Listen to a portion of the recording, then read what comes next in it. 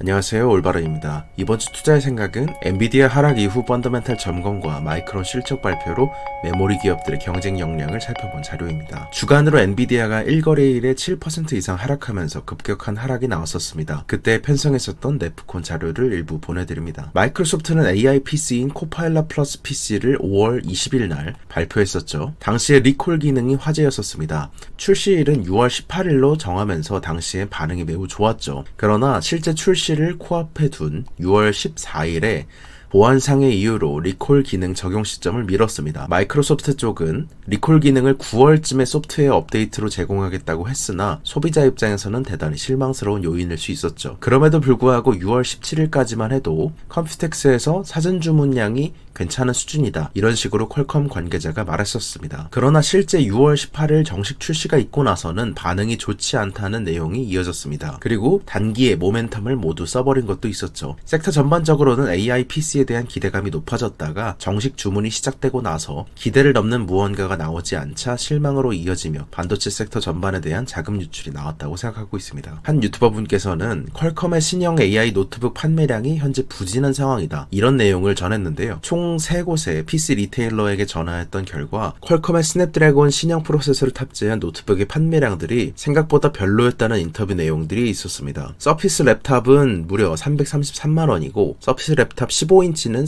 350만원에 달하는 하이엔드 모델인데요. 이런 하이엔드 모델의 경우에는 인텔과 AMD의 칩에 비해서 ARM의 가상화 능력이 많이 떨어지기 때문에 25년 엔트리용 스냅드래곤 X 모델이 나오기 전까지는 퀄컴의 판매량이 쉽지 않을 것 같다는 평이 있었습니다. 또한 뱅크 오브 아메리카 펀드 매니저 설문조사에 따르면 6월 당시 롱 매그니피센트 7에 대한 거래량의 집중도가 역대급으로 높아져 있었습니다. 이전 레벨이 50% 중반대였다면 이번에는 거의 70% 가깝게 찍혔었기 때문입니다. 모두가 M7, 그 중에서도 대부분 엔비디아를 담고 있었다고 가정해 볼 수 있겠죠. 이번 하락의 특징은 AI 향 수혜도가 높은 반도체 기업들 위주로 하락세가 컸다는 점입니다. EPS 추정치가 계속해서 상향되는 기업의 수가 적었던 상황에서 5월 말에 있었던 논 AI 기업들의 하락세가 AI 기업들의 쏠림이 더 크도록 만들었다고 생각하고 있습니다. 따라서 빅테크와 AI 기업을 제외하고는 EPS 상승이 나오지 않는 국면이 계속되다 보니까 잔뜩 몰려 있었고 이것이 풀리면서 하락세를 키웠다고 보고 있습니다. 그러나 반대로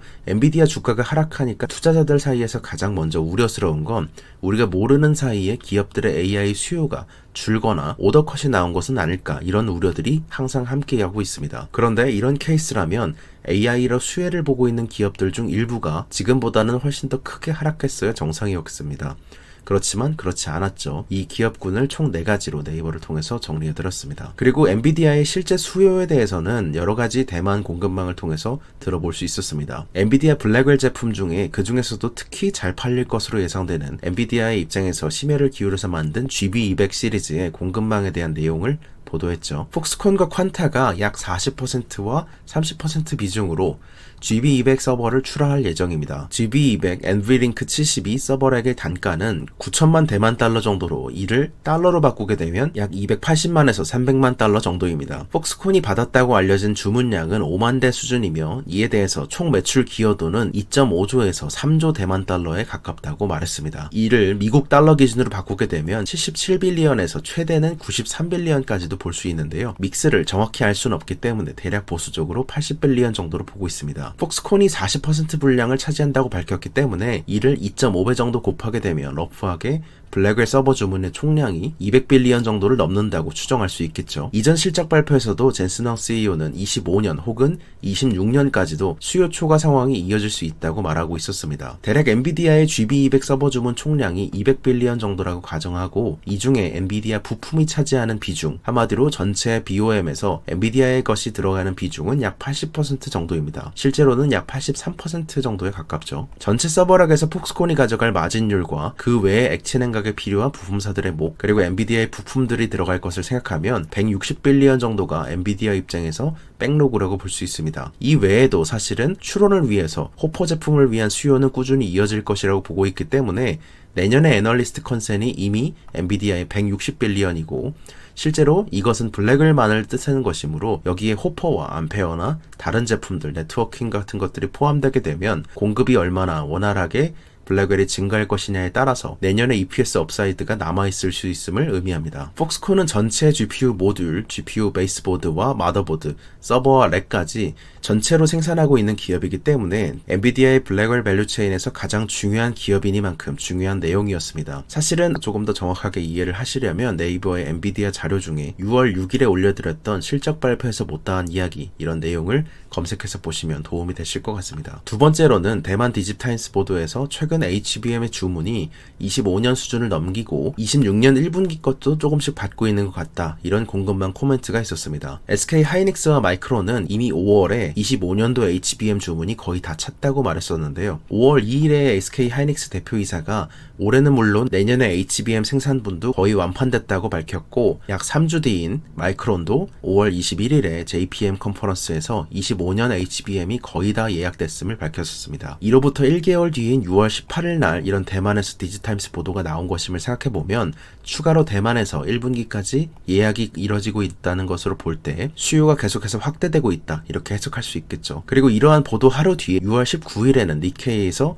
마이크론이 최근 HBM 생산 캐파를 더욱더 늘리고 있다고 보도했습니다. 기존의 대만 타이 중에서도 증설을 목표로 하고 있을 뿐더러 원래는 테스트나 패키징 등 후공정 기지로 운영했던 말레이시아의 공장 일부 라인을 HBM으로 전환할 거라는 계획이 있었습니다. 또한 6월 24일에는 대만 내 공급망 뉴스가 총 3가지 나왔습니다. 첫 번째는 넘쳐나는 GB200 수요로 인해서 패키징 및 테스팅 공장이 풀가동 중이라는 뉴스였고, 3분기와 4분기부터 고객에게 인도하기 위해서 대만 공급망들이 굉장히 빠르게 움직이고 있었습니다. GPU를 테스팅하고 패키징하는 기업들의 코멘트를 통해서 현재 GB200 제품이 대규모 양산에 들어갔음을 확인할 수 있었습니다. 두 번째로는 대만 내 GB200 서버 제조업체인 폭스콘, 퀀타, 인벤텍이 액체냉각식 GB200 NVLink 72와 36에 대한 제품 출하 준비를 모두 끝냈다는 뉴스였습니다. 인벤텍은 모두 정상적으로 출하가 준비되고 있고 올해 하반기부터 GB200을 출하하겠으며 공장 캐파를 지속적으로 확장할 예정이다, 이런 내용으로 상당히 긍정적이었습니다. 두 번째는 마이크론의 실적 발표인데요. 마이크론의 실적 발표는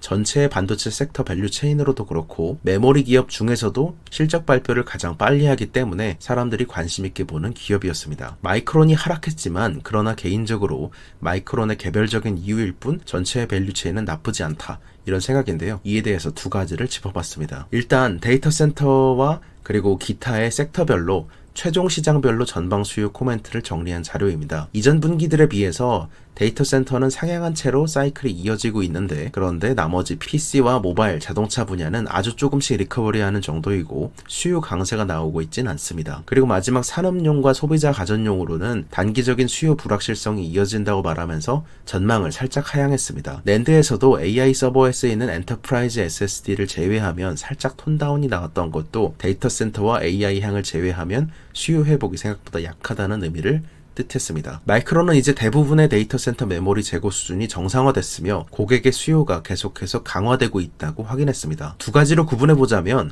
AI 서버는 강한 성장, 스트롱 그로스가 나오고 있고 기존 서버는 완만한 회복이 나오고 있다고 말했습니다. AI 서버의 성장세에 맞춰서 데이터 센터향 매출도 QoQ로 50% 이상 성장했고 낸드에서는 특히 AI 데이터 스토리지용으로 쓰이는 232단 32TB SSD의 비트 출하량이 3배 이상 늘었다고 말했습니다. 이전 분기였던 1분기에 처음으로 SSD도 AI향 수혜를 보고 있음을 말한 이후 2분기에 이번에 출하량이 더욱더 드라마틱하게 증가했음을 확인할 수 있었습니다. 지금은 비트 출하량, 즉 Q가 늘어나기보단 공급을 늘리지 않는 상태로 더 비싼 제품을 더 많이 찍어내서 팔기 때문에 P 상승, 가격 상승이 매출과 마진 성장을 주도하는 국면입니다. 메모리 가격 추이를 보시게 되면 3분기 당시에는 이쯤인데요. 이때부터 D램은 마이너스 하이 싱글 디짓이었고 낸드는 마이너스 미드 틴이었으며 4분기에는 플러스 로우 싱글 디짓이었고 낸드는 플러스 20% 정도였습니다.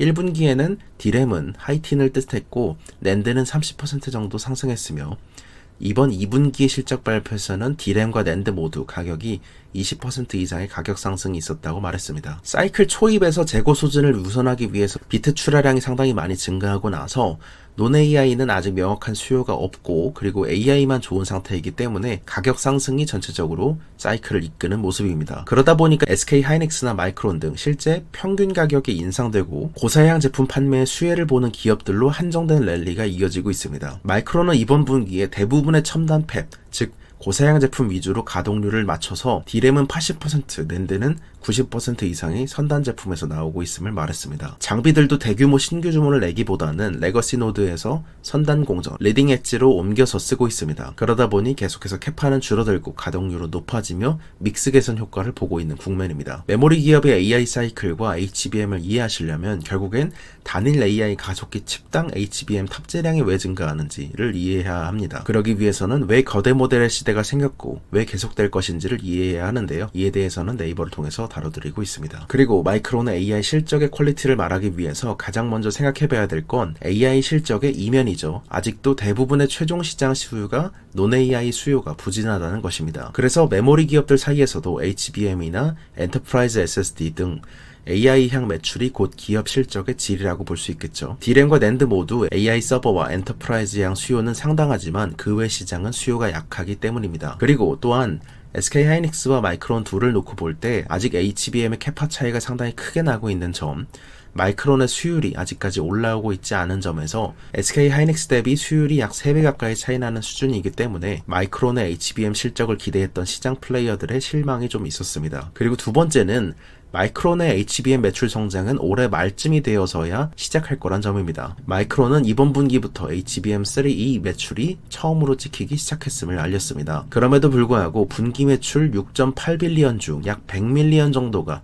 차지하는 비중이 1.5% 내외이죠. SK하이닉스가 HBM 분기 매출 1조 원을 달성한 시점이 지금으로부터 2분기 전이었음을 기억해 보시면 생각보다 체급 차이가 많이 나는 모습입니다. HBM의 수율이 빨리 오지 못한 만큼 더 많은 HBM 판매가 나오지 못했고, 그래서 생각보다 3분기 매출 가이던스가 시장이 말하는 것에 비해서 부진했다고 볼 수 있겠습니다.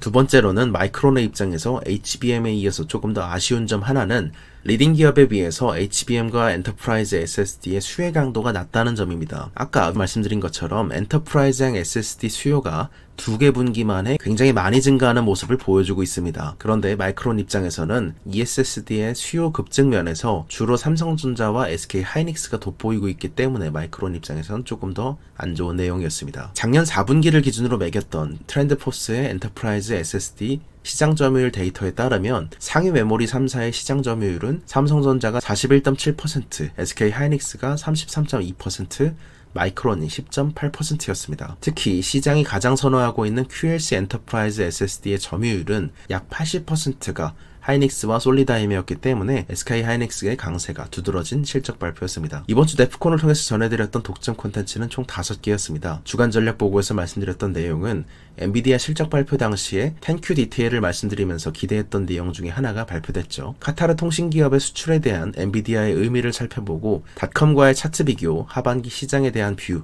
그리고 매그니피센트 주간 코멘트와 테슬라가 도조가 아닌 하드웨어 4를 데이터 센터에 사용하는 것의 의미를 살펴볼 수 있었습니다. 두 번째는 엔비디아 펀더멘탈 체크 3거래일에서 고점 대비 16% 하락했던 그 시점에 전해드렸던 점검 자료였습니다. 최근 4주간의 AI 수요와 공급을 총정리한 자료이며 약 20개 기업에 대한 컨퍼런스 콜을 모두 정리해본 자료였습니다. 세 번째는 오픈 AI 퇴사자액을 세 번째, 중국의 AGI 연구소는 샌프란시스코에 있다, 이런 제목의 자료였습니다. 이대로는 수조 달러를 들인, 그리고 미국의 모든 힘을 동원하여 만든 초지능 모델의 가중치와 핵심 알고리즘을 그대로 중국에게 바칠 수 있다는 경고였습니다. 그리고 네 번째는 마이크론의 실적 발표를 하나하나 살펴본 자료였습니다. 마이크론은 실적 발표 이후에 하락했고 SK하이닉스는 최근 강세인 이유에 대해서 이해할 수 있는 자료였는데요. 마이크론은 강력한 AI 수요로 인해서 HBM과 엔터프라이즈 SSD 매출이 높아져서 수혜를 보고 있지만 HBM에서는 두 가지를, 엔터프라이즈에서는 한 가지를 더 고려해 본다면 메모리 3사에 대한 비밀이 풀릴 수 있는데요. 이에 대한 열쇠를 담은 자료였습니다. 다섯 번째는 구글의 AI 오버뷰, 30년 된 링크 연결식 검색을 바꾸다에 대해서 자세히 살펴본 자료였습니다. 구글의 변화를 이해하기 위해서는 세 가지를 봐야 했죠. 첫 번째는 1998년 검색 엔진의 변화를 초래했던 구글의 첫 논문 핵심의 알고리즘인 페이지랭크를 살펴봐야 했습니다. 그리고 두 번째로는 2007년 아이폰의 등장으로부터 시작됐던 모바일 시대의 자기 파괴적 혁신, 세 번째는 2018년부터 시작된 제로클릭 검색 엔진을 향한 노력이었습니다. 이렇게 오던 방향을 훨씬 더 가속시키고 집중시킨 것이 AI 오버뷰였기 때문입니다. 이번 주 투자의 생각 유튜브 편은 여기서 마치겠습니다. 감사합니다. 올바른이었습니다. 좋은 하루 되세요.